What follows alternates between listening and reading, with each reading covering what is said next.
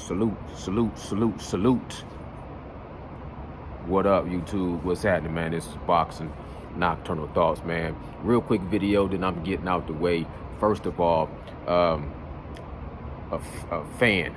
fanatical fan faints, passes out, loses control of his mechanics upon meeting Floyd Money Mayweather.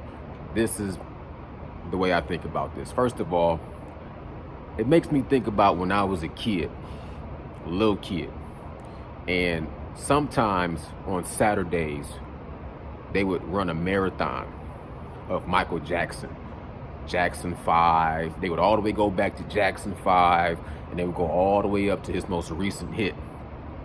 Back in the day, the main video that you wanted to see was Thriller, period.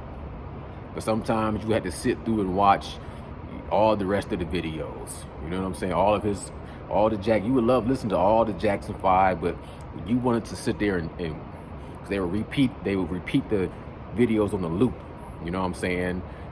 The Children, We Are the World, all those different songs. And I remember, I think it was the song, The Man in the Mirror. You know, I'm looking for the man in the mirror. That song right there, they did like the live concert.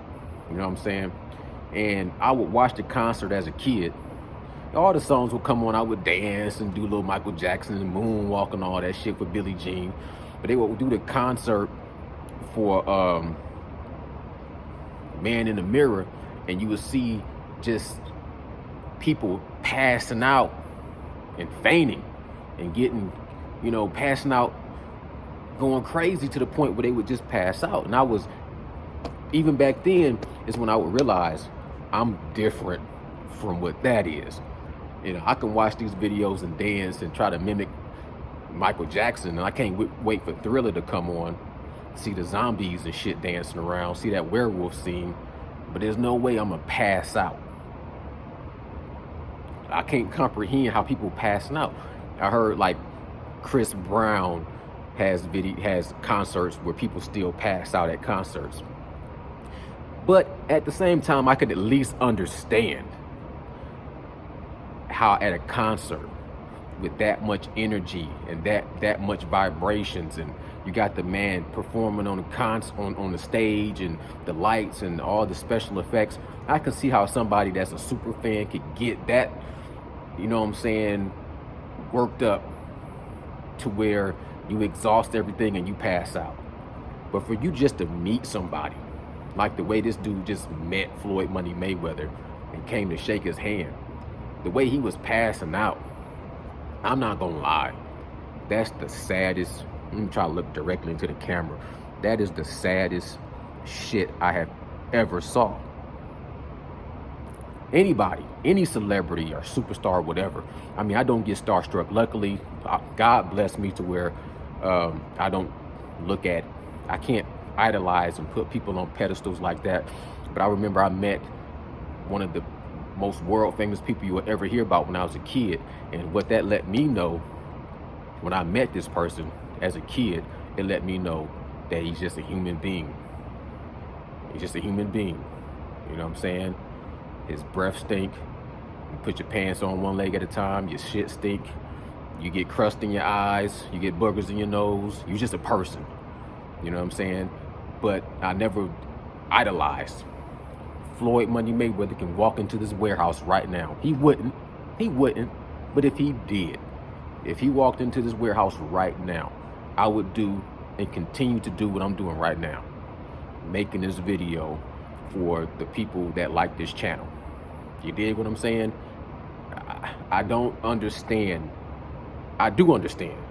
You know, some people have that type of effect on other people where they have to be, you know, gravitated towards that.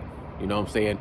I used to think it was just a feminine type of a thing. Like most females gonna go crazy when a celebrity or somebody with status walks into the building. But along my life, I've seen many of men act the same way.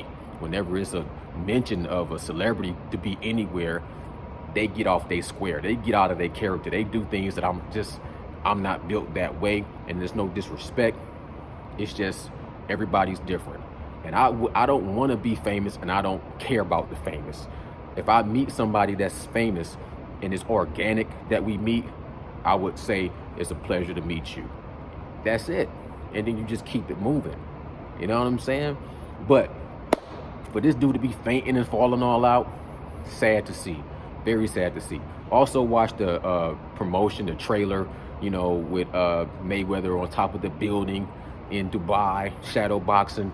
That looked like a whole bunch of money went into making this look like it's going to be something grandiose and great. But at the end of the day, it's an exhibition, and I'm not into it. But it's just amazing to me how much they put into it to make it look like something. You know what I'm saying? But I digress. Keith Thurman training video. It's funny, man. I try not to judge a man by the looks, because the only look that really matters is how he looks in the ring against the El Azteca Mario Barrios. But watching him train, I watched him hit the heavy bag, and damn, a part of me wish I could say, man, just shave, clean that, get that more intimidating. Embrace it. Embrace the baldness. Shave that head down to the skin. Get the beard lined up, and then keep it moving. I think he's just really attached. Then it was funny. I was watching him hit the heavy bag, and then you know how YouTube will feed you other videos. It started sending me videos of him hitting the heavy bag back when he was preparing to fight Sean Porter. He was more in his prime. He had the butters.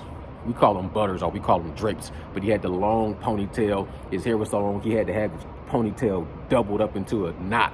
And he's just sitting there working the heavy bag. And I said, man, that's when he was one time. Looking at this new Keith Thurman, you can see, man, the age is setting in. He looks healthy. He looks pretty cut up, but he looks like he don't have the same muscle mass and muscle tone. And then the receding hairline just, to me, it makes him look more, makes him look less visceral. It makes him look a little more aged and fragile. But he's hitting the heavy bag, and he's taking chunks out of the heavy bag, but his training is slow, steady. It's like working with baby weights. He did have on a weighted vest, doing some squats and some push-ups and some mountain climbing and hitting the heavy bag. And I understand, man, you get older, your body changes. Mentally, you can still feel like you have it, but physically, you got different obstacles. And looking at Keith Thurman, once upon a time, you know what I'm saying? Look at him do his thing. I know this is just preparation work. He looks healthy, but he doesn't look like he used to look in his prime. Physically, mentally, and physically, to me, he looked like he's definitely on the men's. It looks like he's still at the bottom of the mountain when you're trying to get back up to your peak. He's still trenching through, you know what I'm saying, that slippery slope. He's right on that edge. It looks like to me like he could suffer an injury, an elbow injury, a hand injury, or just your whole body can just not be healing and regenerating and coming back to full strength. But I'm gonna have a little bit of faith in Keith Thurman, because you know what I'm saying, in this fight he's the veteran, because Mario Barrios is in his 20s. When I'm in my 40s, I gotta look at Keith Thurman. I gotta pull for Keith Thurman to see him get back up to when he was one time in his prime. So I'm gonna root for Keith Thurman to at least bring that, you know what I'm saying, rejuvenate himself and have that same ability to you know, not just talk, but really get in there and put that work in to where I'm saying he's in position past Mario Barrios to still be a threat to Errol Spence and Terrence Bud Crawford, and maybe even the young guns, Jerron Boots Ennis, and Virgil Ortiz. Hey, it's my boxing nocturnal thoughts. Salute, salute, salute. Bow. One love.